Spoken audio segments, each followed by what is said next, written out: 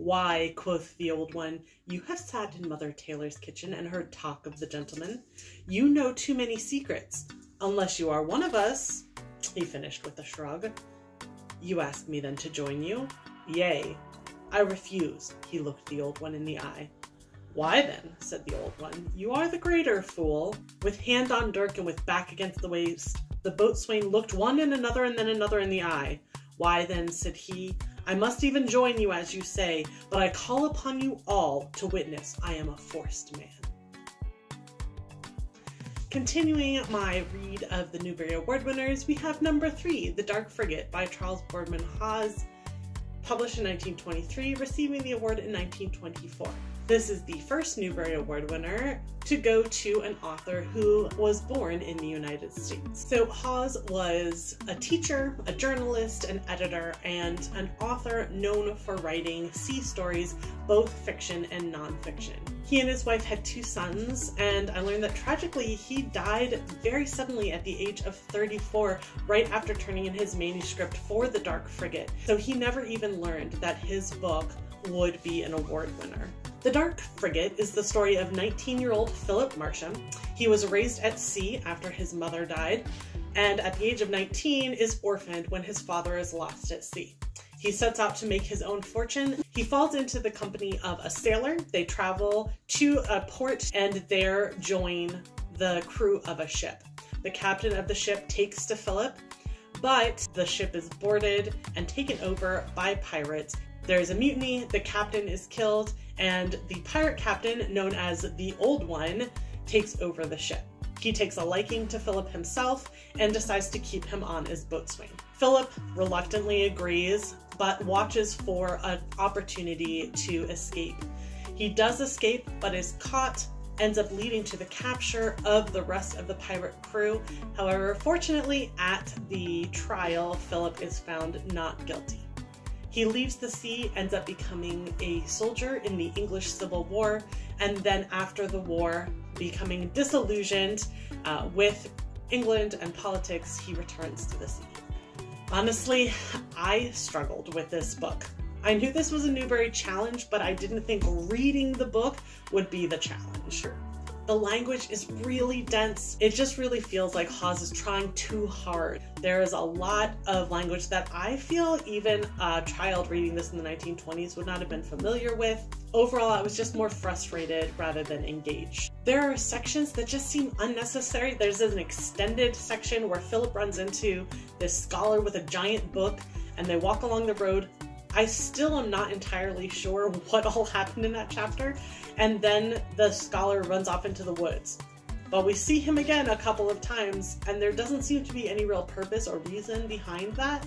There's also a really extended scene where the cook is drunk and serves salted fish without having soaked it to get the salt out, and then he's forced to eat the entire thing himself and then locked up without water. That's really kind of disturbing, but also just feels unnecessary. Somehow this book was both more violent and bloody than I would expect a children's book to be, and yet weirdly uneventful. So it just felt like there wasn't as much swashbuckling as I might have expected from a book with a cover like this.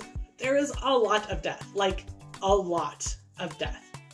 Men are stabbed, men are shot, men are drowned, men are hung. It's just a lot. The cast is also somehow both too large and too small. The same characters keep recurring, even in ways where it's like, really? You're gonna run into this guy again? There's also this weird kind of loop effect where the people that Philip meets at the beginning of the book are the ones that he meets at the end of the book. And the ship that he took at the beginning that was then captured by pirates is the ship that he sails away on at the end. I think it was supposed to bring kind of things full circle and closure, but the repeat of the same disparate cast of characters just felt strange to me. At the same time, there's such a large collection of pirates that I just ended up giving up trying to figure out who was who. And I don't know if it was just because I was struggling so much to be invested in this. Now, I admit that it's been a while since I've read like Treasure Island or Kidnapped, but I honestly don't remember them being so difficult to read. There's obviously a lot of seafaring talk, but there are just pages where it's literally just the captain or one of the crew calling out orders. It just goes on long enough that it feels like it slows down the story. It also just doesn't really feel like a book for children. The main character is 19, which is old for an award that is for children ages 14 and under. It just doesn't seem to fit in the same category as the first two books. It will be interesting to read the next several books that won awards in the 1920s and see how comparable they are. My favorite thing about this book, honestly, is that it was pretty short. That's kind of the best thing I have to say about the book, which feels really sad.